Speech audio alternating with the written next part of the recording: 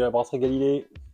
Alors aujourd'hui, une fois n'est pas coutume, je vais vous montrer une de mes nouvelles recettes qui est sortie au mois de juillet. Alors vous l'avez peut-être déjà vu passer dans la presse parce qu'on a fait pas mal de com dessus sur les journaux locaux, un petit peu la radio aussi. Voilà, je ne fais pas plus de teasing. Je vais vous montrer ce qu'on vous prépare et ce que je vais vous montrer aujourd'hui. Donc voilà de quoi je vais brasser aujourd'hui. Du pain, particularité du pain, ce qui vient de la boulangerie Commun, c'est celle qui alimente l'Elysée. Donc je m'attends plutôt à un pain de bonne qualité. Voilà, donc j'ai prévu une cinquantaine de kilos et on en enfilé 70 kilos, on va voir si on monte un petit peu plus.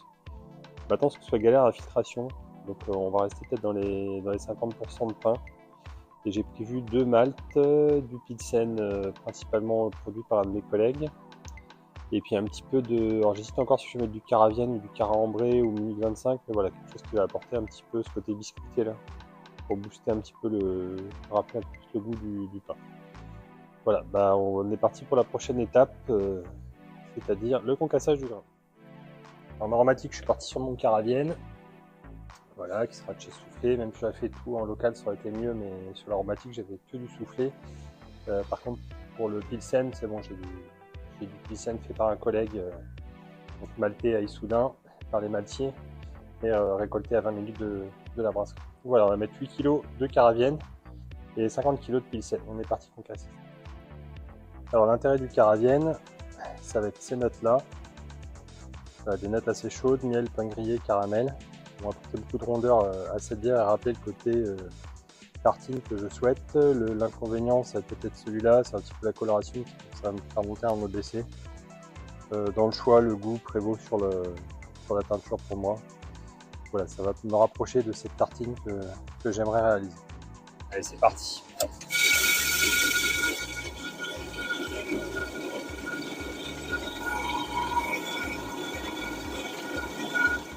Alors ça y est, on vient d'allumer les feux. Alors sur ma cuve d'empâtage, j'ai dû faire une petite modif, parce que j'ai viré la grille, du coup. Parce que sinon, le pain n'est pas passé à travers la grille. Donc là, le but du jeu aujourd'hui, c'est de rien faire tomber dedans.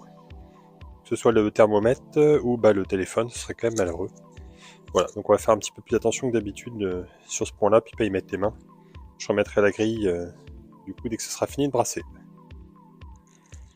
On aime tout ça à revaloriser ce matin. Voilà. 70 kg.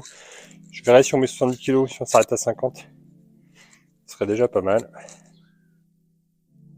Alors pour valider ma quantité d'eau que je vais mettre à l'empâtage, ce que j'ai fait hier, c'est que j'ai mis un petit peu d'eau avec du pain. En fait, j'ai mis 15 grammes de pain pour 100 ml d'eau. Ça m'a permis de voir le taux d'absorption.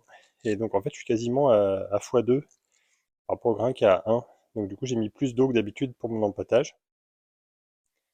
Alors, d'habitude, je suis au niveau de la 3e palle. Là, on voit que je viens de toucher la 4e. Donc, j'ai bien rempli plus que d'habitude. Voilà, on va voir ce que ça doit faire. Mais normalement, mon calcul m'amenait à peu près là-dessus par rapport au taux d'absorption du pain qui est quand même plus élevé. Alors, un point important, c'est que j'ai fait déshydrater le pain. Donc, il a recuit 8 heures à 80 degrés pour vraiment plus d'eau dedans. C'est vite qu'il soit vert ce matin. Il est vraiment de super qualité, je viens de regoûter. Vraiment parfait.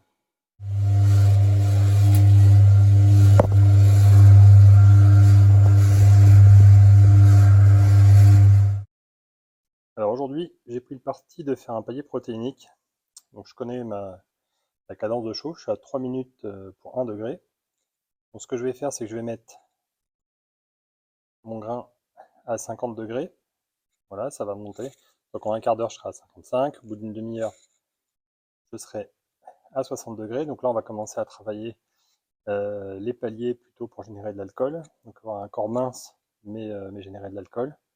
Ça va continuer à monter. Au bout de 45 minutes, on sera sur un palier plus moyen pour finir sur le dernier palier à 70, sachant que tout ça, ça a déjà été extrait. Donc je ne sais pas s'il va me rester grand chose à extraire. Ce que je ferai, c'est que je couperai peut-être un peu avant 70, peut-être à 68, et après je laisserai retomber pendant une bonne heure, voire peut-être 2 heures. Voilà, une fois que vous connaissez vos machines, n'hésitez pas à vous faire ce type de petit schéma.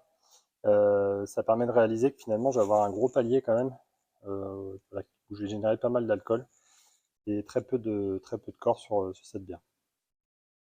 Vous voyez un petit bout de pain qui flotte, j'ai mis un petit bout pour en essayer, voir comment il se détache.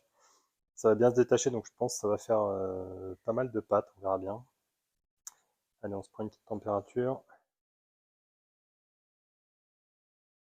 Voilà, j'ai mis 50 degrés. On va pouvoir empâter et démarrer ce palier protéinique. Empâtage, moteur allumé, sinon ça vient tout coller au fond et ça va bousiller le moteur.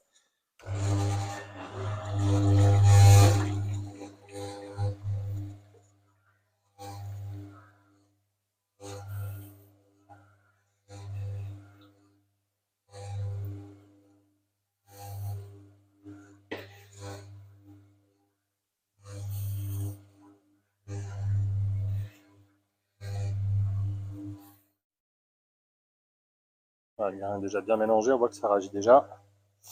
Et ben on va pouvoir y aller sur le pain. Donc je vais y aller autant que je peux. Voilà, on va mettre bien le laisser s'hydrater au fur et à mesure. On va en mettre autant qu'on peut. Alors il faut y aller doucement parce que vous voyez ça a du mal à couler. Et ça gratte un peu du coup. On va laisser couler ça petit à petit, on va rajouter. Hein.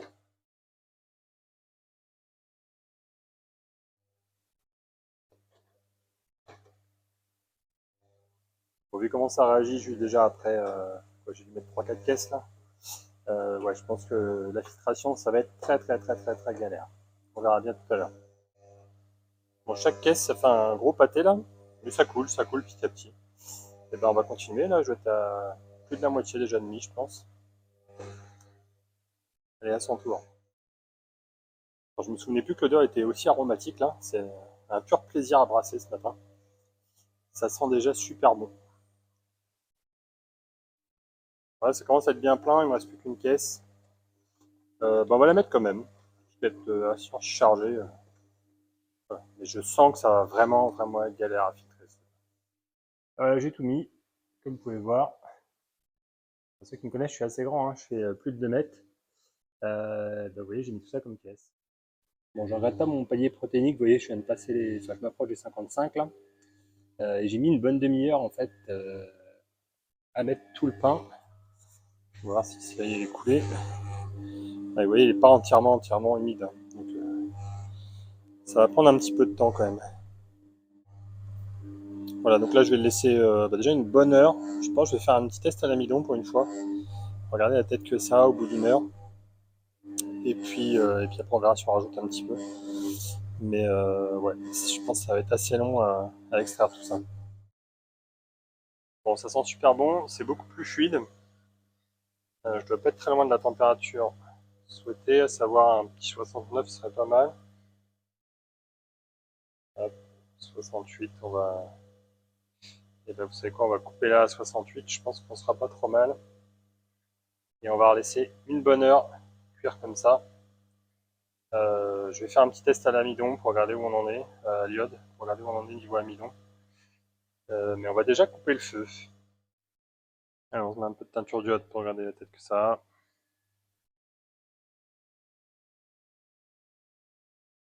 Ouais, il reste un peu de violet, mais ça. Non, c'est carrément violet. Et ben on va remettre encore du temps. Elle se sent de meilleur en meilleur là. On est presque à une heure que j'ai éteint le feu. On va faire un bon prélèvement. Voilà. On va les refaire. Et la couleur est aussi terrible. Si on arrive à garder ça, c'est vraiment pas mal.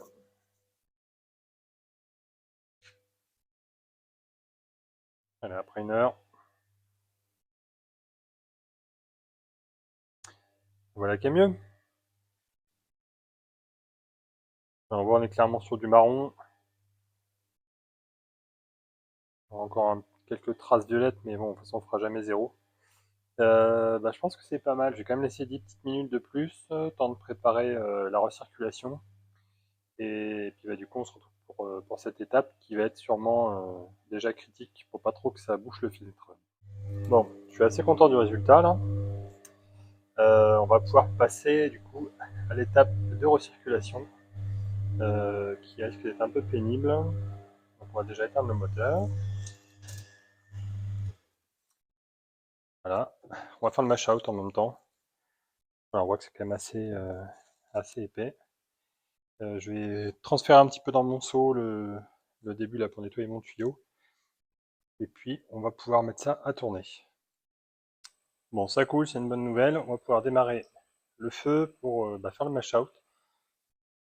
Je voudrais que ce soit pire que ça. On verra bien au moment du transfert dans la cuve début. Cule bien.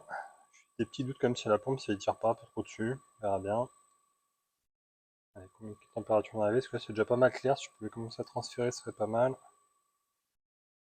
On a passé 72, 75 en monte tuyau, 76. On va laisser encore monter jusqu'à 78. Et après, je vais pouvoir commencer mon transfert dans ma cuve début qui est toute propre. On est parti pour le transfert. J'espère qu'on va pas trop faire le plein du filtre.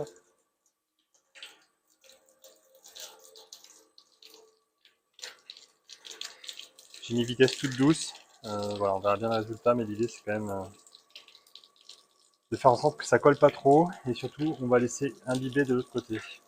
Voilà, de ce côté-là, je pense que je vais garder un niveau assez haut. Parce que je sens que ça va coller sinon.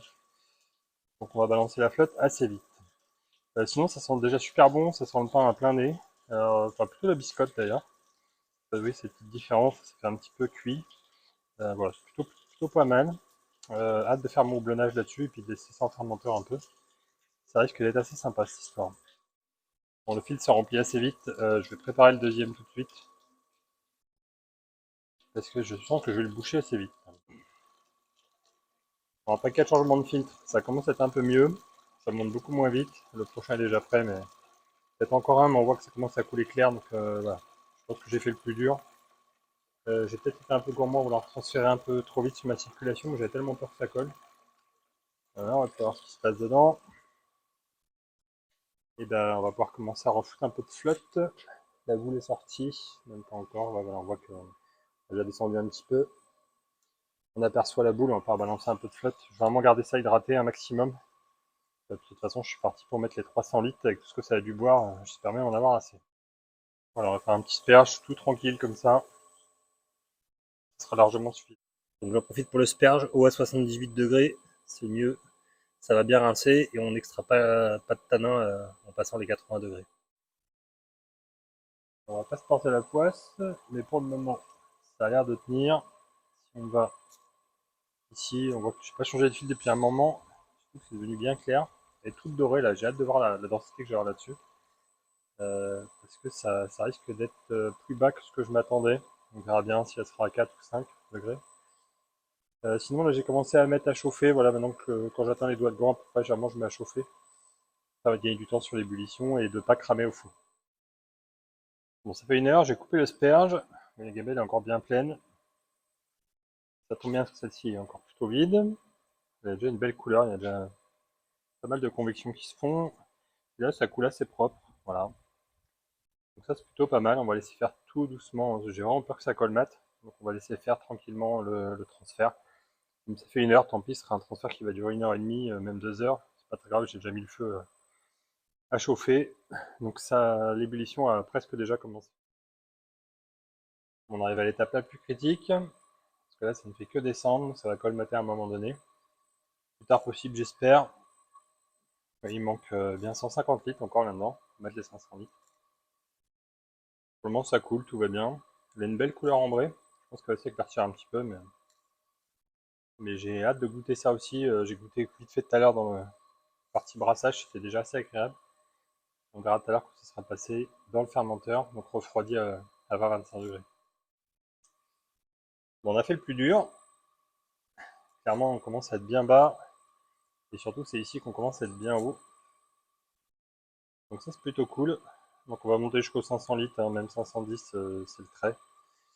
Et puis ça sera pas mal, mais du coup c'est bien parce que ça va pas colmater. Donc même si ça devait colmater maintenant, ce serait pas trop grave. Bon, j'ai coupé la pompe. On voit que c'est encore assez liquide dedans. Bon, je pense pas la renoyer non plus, parce que j'ai mis l'eau par-dessus de toute façon. Là, on voit que j'ai blindé. Je vais laisser bien bouillir pour redescendre un petit peu le niveau. Le truc qui est cool, c'est que j'ai mis à chauffer. Vous voyez, j'ai mis quasiment 1 heure et demie, 2 heures. Oui, je suis presque à 100 degrés. Ça va bouillir assez vite. On va pouvoir mettre le houblon amérisant assez rapidement. Bon, ça va être un dédréchage un peu atypique. On va essayer de récupérer ça. Ouais, c'est bien colmaté quand même. Non, le peu d'eau qu'on voit sur le dessus, c'est quand j'ai rincé le début de ma cuve hein, et nettoyé le brasseur. Et bah du coup, on va essayer de mettre ça en alimentation animale ce coup-ci. Ça doit bien se récupérer. Je pense qu'ils vont se régaler les animaux avec tout ça. Voilà, je pars sur 100 grammes de Magnum à 14% pour la mérisan. Ça sera largement suffisant. Alors, on a 102 en dessous, en haut doit être beaucoup plus bas, mais le fait de mettre un petit peu de houblon, ça va permettre de remonter.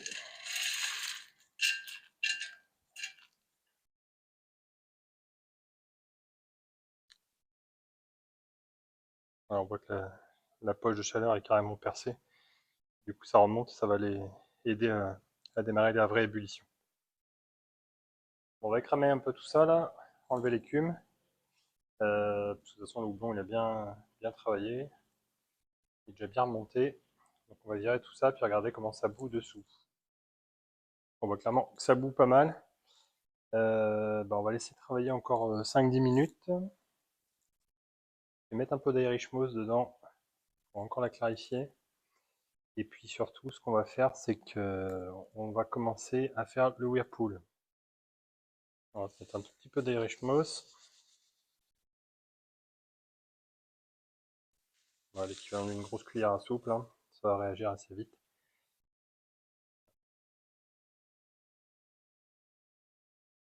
Pour le houblonnage aromatique, du coup, je vais le faire en hopstand. Donc, je vais faire mon whirlpool.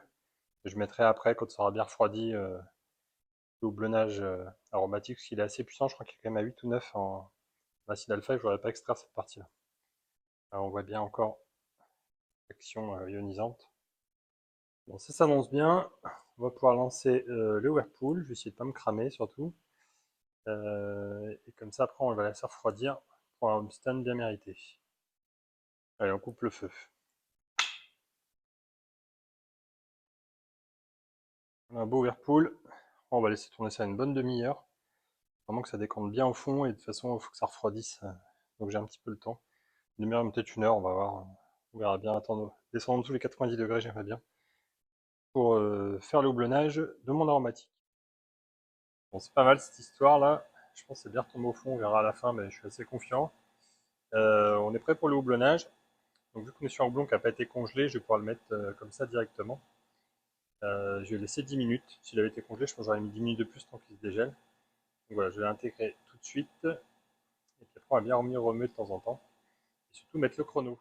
Ah, ça sent déjà le jus d'orange. Alors ce que je fais, je vais faire une main. Pas hésiter, c'est à relever comme ça. Là. Faut que ça coule bien vert. Là, c'est bon signe. C'est qu'on est en train d'extraire. Voilà, après, je le remets comme ça. Je pense que je peux pas le laisser descendre, voilà, sinon ça va déborder. Donc, je mets la petite pince pour garder un peu maintenu à hauteur. Voilà, on est bien sur le jus d'orange. Hein. Donc, marmelade d'orange, je vais l'avoir. Je vais finir de préparer mon transfert, à savoir monter l'échangeur à plaque. Voilà, et finir de préparer le transfert vers le dernier fermenteur. Voilà, ça fait 10 minutes, j'ai bien remué. Et on voit que c'est un peu verdi. Je vais commencer mon transfert tranquillement, pas trop grosse vitesse, encore une fois, pour tout brasser. Et puis on va regarder ce que ça donne dans le fermenteur. Si vous posez la question de comment ça marche, brancher, etc., j'ai plein d'autres vidéos sur le sujet. Aujourd'hui, c'était pas le sujet, on était plutôt autour de la bière au pain, plutôt la manière dont je houblonne, etc. Ce sera plutôt ça qui sera intéressant. Je vous invite à voir mes autres vidéos si vous voulez avoir plus de détails, genre celle où je vous montre une journée complète de brassage. Voilà, donc là, je vais envoyer du mou bouillant avant de finir de stériliser. Voilà, et surtout pendant que ça transfère, continue à bien mélanger pour récupérer un maximum. Jusqu'au milieu, là, bien classé jusqu'au milieu. Voilà, c'est pas mal ça. Bon, je viens de me faire une petite densité au réfracto. Bah, bonne surprise, je suis à 1052. Sur une recette comme ça, si j'avais mis que du grain, j'aurais plutôt à 1055. Donc finalement, j'ai pas perdu tant que ça, le fait d'avoir fait du pain. Donc plutôt une bonne nouvelle. Après, j'ai chargé sûrement un peu plus. Ouais, j'ai pas mis 50 kg de pain, j'ai peut-être mis près des 60. C'est peut-être pour ça. Quand ça indique que ça baisse, c'est que moi, mon pain était sec. Bon, Alors, en tout cas, je suis assez content du résultat, 1052. Je pense qu'avoir une bière qui tourne autour des 5 degrés, ça va être parfait. Encore trop, mais bon, ça c'est normal. On va goûter ça. Oui, c'est un gâteau, bon, encore résineux même. Ça va s'arranger. Ça part pas trop mal. Bon, on arrive doucement au bout. J'ai ma pompe qui galère un peu, j'ai sûrement mis du pain dans l'échangeur à plaque, je vais me foutre un bon coup de foot ce soir. Hâte de voir le petit tas là qui devrait se montrer sous peu. Du coup, j'aime bien accélérer ma pompe, généralement pour la fin, là je vais pas pouvoir, parce que j'ai l'impression que c'est bien bouché quand même. Voilà, vraiment, il faudra mettre un bon coup dans l'échangeur à plaque. Bon, ça, on aperçoit le pâté, on entend que ça commence à aspirer. On va pouvoir lever. Voilà, on a récupéré quand même pas mal de trucs au fond. Je pense que l'échangeur est pas mal plein là, j'ai hâte que ce soit terminé. Pouvoir commencer à balancer à l'envers, parce que là, on sent que c'est plein de chez plein.